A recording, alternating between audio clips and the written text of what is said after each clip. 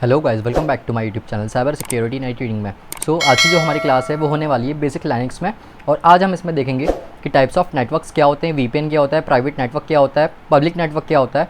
And then उसके बाद हम एक प्रैक्टिकल करेंगे और देखेंगे हम कि डीएचसीपी क्या होता है। डीएचसीपी की हम थ्योरी भी देखेंगे एंड इसका हम एक प्रैक्टिकल भी करेंगे। हम देखेंगे कैसे एक सर्वर से हम डीएचसीपी के थ्रू हम सिस्टम्स को आईपी एड्रेस प्रोवाइड कराएंगे। सो हम सबसे पहले देखते हैं कि हमने लास्ट क्लास में क्या देखा था, उसको हम एक बार रिकॉल करते हैं।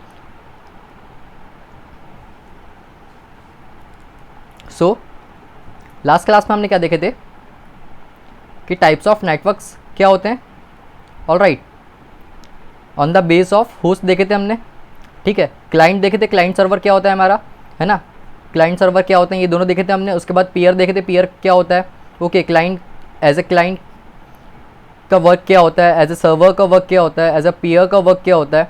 ऑलराइट, तो ये सारी चीज़ें हमने देखे थे लास्ट क्लास में। एंड देन उसके बाद हमने देखे थे कि लैन क्या होता है, वैन क्या होता है, लोकल एरिया नेटवर्क पढ़े थे हमने, वाइड एरिया नेटवर्क पढ़े थे, कैन देखे थे, मैन देखे थे, पैन देखे थे।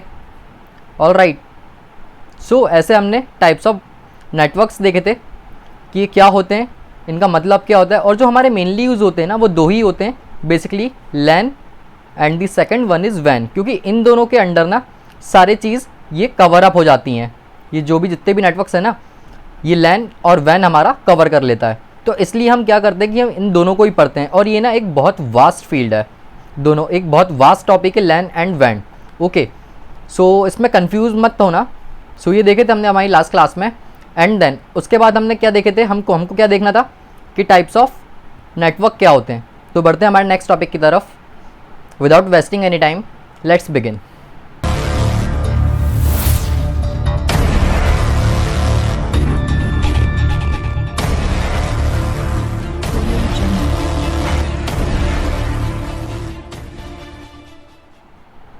जो हमारा नेक्स्ट टॉपिक है वो होने वाला है, हमने देखे अभी मैंने आपको बताया कि हम देखेंगे वीपीएन क्या होता है।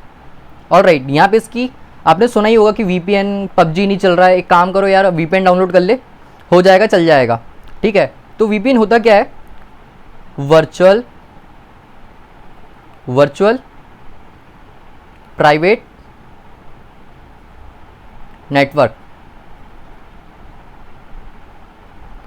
ये होता है हमारा VPN का full form, virtual private network. अब इसका मतलब क्या हुआ, a logical network which is connected physically through ISP, A private network of a public network. Okay, इसका मतलब क्या हुआ, जैसे कि हम सपोज हम देख रहे हैं VPN का एग्जाम्पल।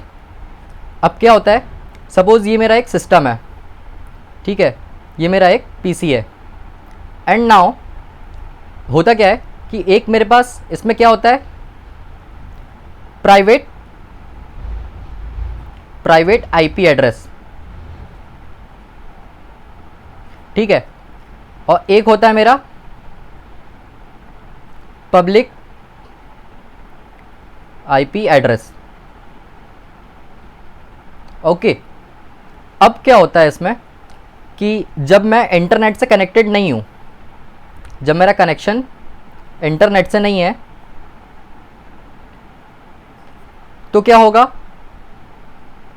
मेरा प्राइवेट IP एड्रेस वहाँ पे यूज़ हो रहा होगा। ऑलराइट, अभी मैं क्या हुआ है कि मैं नेटवर्क पे गया नहीं हूँ। जैसे ही मैं नेटवर्क पे जाऊँगा ना, तो क्या होगा, जैसे ही मैं इंटरनेट पे जाऊँगा ना, तो मुझे बाय डिफ़ॉल्ट एक IP एड्रेस प्रोवाइड होगा जिसको हम बोलेंगे पब्लिक IP एड्रेस, जो हमको कहाँ से मिलता है, सर्वर के थ्रू मिलता है। और सर्वर पे क्या होता है, एक प्रोसेस चलती है DHCP।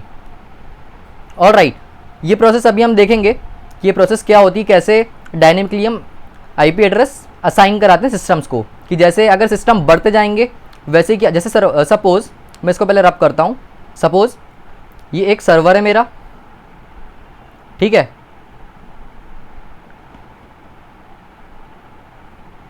एंड यहाँ पे एक स्विच कनेक्टेड है, ठीक है, ये मेरा क्या है, सर्वर। और इसको मैं IP एड्रेस दे देता हूँ यहाँ पे 10.0.0.1। ओके, एंड ये है मेरा स्विच। एंड इसको मैंने क्या किया, सर्वर से कनेक्ट कर दिया एक केबल के थ्रू। ऑल राइट, एंड यहाँ पे मैंने कनेक्ट कर दिए केबल के थ्रू दो पीसी। मैंने क्या कर दिया यहाँ पे, दो पीसी कनेक्ट कर दिए, ये हो गए हमारे पीसी दोनों। ऑल राइट, अब यहाँ पे है 10.1 आईपी एड्रेस असाइंड हमारे सर्वर पे। अब मैं क्या करता हूँ, हाँ अभी क्या है कि मेरे सर्वर पे 10.1 आईपी एड्रेस असाइंड है। अब मैं क्या करूँगा, जैसे यहाँ पे दोनों सिस्टम ऐड करूँगा तो बाय डिफ़ॉल्ट DHCP क्या करेगा, DHCP सर्विस क्या करेगी, यहाँ पे आईपी एड्रेस इसको क्या असाइन करा देगी 10.0.0.2 और इसको क्या असाइन करा देगी बाय डिफ़ॉल्ट 10.0.0.3। तो ये प्रोसेस कैसे होती है, बाय डिफ़ॉल्ट होती है, जो कि किसके थ्रू होती है, DHCP सर्वर के थ्रू होती है ना। अब जैसे मैं क्या करता हूँ कि मैंने एक और केबल ले आया, मैंने एक और सपोज सिस्टम ले आया, ठीक है, एक और सिस्टम ले आया, मैंने ये सिस्टम यहाँ रख दिया एंड एक केबल यहाँ कनेक्ट कर दिया, एक सिस्टम यहाँ ले आया, ठीक है, एक केबल इसको यहाँ कनेक्ट कर दिया। एंड नाउ मैं क्या करता हूँ कि अब इसका मैं आईपी एड्रेस चेक करूँगा ना इस सिस्टम का, तो इसका क्या शो होगा मुझे 10.0.0.4 एंड इस पीसी का क्या शो होगा मुझे 10.0.0.5। क्यों, क्योंकि इसका क्या था 2 था लास्ट ऑक्टेट में, इसके लास्ट ऑक्टेट में 3 था, इसके लास्ट ऑक्टेट में 4 है, सो इसके लास्ट ऑक्टेट में क्या आएगा 5। सो मैं यहाँ पे जितने भी मतलब पीसी कनेक्ट करूँगा ना बाय डिफ़ॉल्ट उनको आईपी एड्रेस असाइन होता जाएगा। ये जो प्रोसेस का नाम है ना वो है DHCP। बाय डिफ़ॉल्ट DHCP क्या करता है, सर्वर के थ्रू जितने भी सिस्टम्स हैं, ठीक है, जितने भी सिस्टम्स हैं ना इनको क्या करता है, डायनेमिकली आईपी एड्रेस असाइन करा देता है। So this is our DHCP process और यही होता है VPN के अंदर। जैसे ही हम VPN यूज़ करते हैं तो हम क्या करते हैं, सो बात करते हैं अगर हमारे VPN की, तो VPN में क्या होता है, जैसे कि आपने देखे होंगे कि कुछ साइट्स पे क्या होता है कि 18+ कुछ साइट्स होती हैं जो एडल्ट होती हैं, वो 18+ होती हैं। ऑल राइट, सो हम इसको एक्सेस नहीं कर सकते हैं। अगर हमें इसको एक्सेस करना है तो हम क्या कर सकते हैं, एक VPN डाउनलोड करेंगे, एक आता है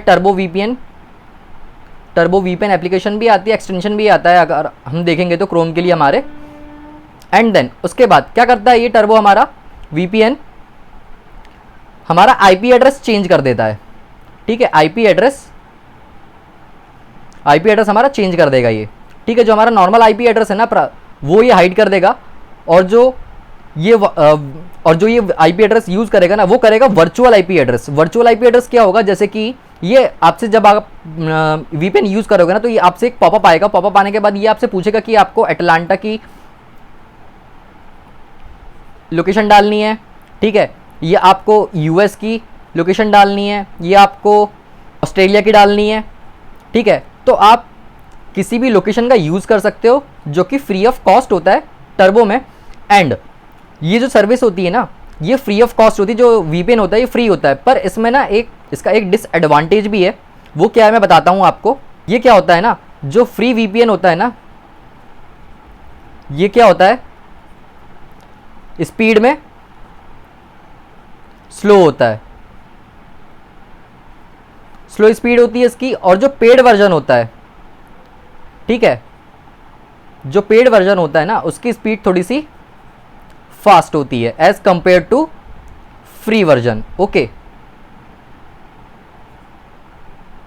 सो ये हो गया हमारा VPN। कुछ नहीं है VPN में, अगर आपसे कोई भी पूछे तो आप क्या बोल सकते हो, it's an virtual IP address assigned to our system to use restricted sites. So अगर मैं इजी लैंग्वेज में अगर आपको और समझाऊं VPN शॉर्ट में, जैसे अभी तो मैंने आपको पूरा डिस्क्रिप्शन दे दिया है, इसका मतलब जैसे अभी तो मैंने पूरा डिटेल में समझा दिया आपको VPN। अगर मैं इसको शॉर्ट में समझाऊं तो ये कुछ नहीं करता है, आपका पर्सनल आईपी एड्रेस हाइड करेगा, ठीक है। उसके बाद क्या करेगा, ये आपको एक वर्चुअल आईपी एड्रेस प्रोवाइड कराएगा, ठीक है। और क्या करेगा कि जो साइट रेस्ट्रिक्टेड है इंडिया में सपोज, ठीक है, तो ये उसको क्या करेगा, आपको एक्सेस दिला देगा। जैसे सपोज कुछ साइट्स रेस्ट्रिक्टेड है इंडिया में, तो ये क्या करेगा, एक वर्चुअल आईपी एड्रेस उठाएगा किसी अदर कंट्री का, ठीक है। सपोज इसने उठा लिया अमेरिका का, उसके बाद ये क्या करेगा, अमेरिका का आईपी एड्रेस यूज़ करेगा, एंड देन उसके बाद जो भी आप साइट यूज़ करना चाह रहे हो, जिसका भी आप एक्सेस लेना चाह रहे हो साइट का, उस पर आप क्या कर सकते हो, उसको एक्सेस कर सकते हो। बट इसमें एक और चीज़ है कि ये जो आप इसमें सिर्फ आप क्या कर सकते हो, सिर्फ एक्सेस कर सकते हो वेबसाइट को, आप ना उस पर अकाउंट नहीं बना सकते, उसको आप रजिस्टर नहीं कर सकते, ठीक है, बस आप उसको ओनली एक्सेस कर सकते हो। So this is the use of our VPN. Why we use VPN? To hide our personal IP address and get virtual IP address to run sites which are not authorized in our country. So now बढ़ते हैं हमारे next topic पे। VPN तो आपको आ गया होगा समझ में क्या होता है, कुछ नहीं होता है, वर्चुअल IP एड्रेस होता है जो हमको IP एड्रेस प्रोवाइड करता है, और ऑलराइट, जिससे हम क्या कर सकते हैं, अनऑथोराइज साइट्स को एक्सेस कर सकते हैं। सो बढ़ते हैं हमारे नेक्स्ट टॉपिक की तरफ। सो हमारा नेक्स्ट टॉपिक क्या है, private network, where data is shared only for authorized user, network which can be used by authorized users. अब सपोज मैंने क्या किया, मेरा चैनल है यूट्यूब का, ठीक है, CSIT नाम से। अब मैं क्या करता हूँ, इस चैनल पे एक वीडियो अपलोड करता हूँ। अब मैंने वीडियो अपलोड किया, हम क्या पढ़ रहे हैं अभी, प्राइवेट नेटवर्क। तो मैंने एक वीडियो अपलोड किया और इसको कर दिया मैंने क्या, प्राइवेट, ठीक है। तो क्या ये वीडियो ऑडियंस देख पाएगी? नहीं देख पाएगी। क्यों? क्योंकि ये वीडियो प्राइवेट है, ठीक है, ये वीडियो मेरी प्राइवेट है। अब अगर यहाँ पे आप डेफिनेशन में देख सकते हो कि where data is shared only for authorise user, मतलब क्या हुआ इसका कि सपोज जो मेरी वीडियो के लिंक है ना, अगर वो मैं आपको शेयर कर दूं, सपोज यहाँ मेरा एक फ्रेंड बैठा है सैम नाम का, ठीक है, मैंने क्या किया, अपनी वीडियो की लिंक उठाया और लिंक उठा के इसको व्हाट्सएप कर दिया, एंड व्हाट्सएप करने के बाद क्या हुआ कि इसने वो वीडियो को ओपन किया, जैसे ही इसने लिंक ओपन किया तो क्या हुआ, इससे क्या हुआ, मेरी वीडियो शो होने लग गई, ठीक है। तो सिंपल सा मतलब क्या है हमारे प्राइवेट नेटवर्क का, कि जैसे मेरी एक फेसबुक आईडी है, एक एग्जांपल और देता हूँ मैं, मेरी एक फेसबुक आईडी है, ठीक है। अब क्या होता है कि जो आईडी और पासवर्ड है, आईडी मतलब यूज़र नेम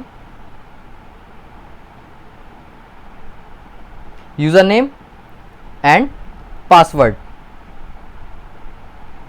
अब ये दो चीज़ तो मेरे पास ही है ना। चलो यूज़र नेम आप पता लगा भी लो, ठीक है, तो पासवर्ड तो मैं ही जानता हूँ ना, मतलब पासवर्ड क्या है, मेरा प्राइवेट पासवर्ड है, ठीक है। अभी ये मैंने किसी को सेंड नहीं किया हूँ, किसी को फॉरवर्ड नहीं किया, तो क्या कोई मेरा अकाउंट एक्सेस कर सकता है, लॉगिन कर सकता है? नो।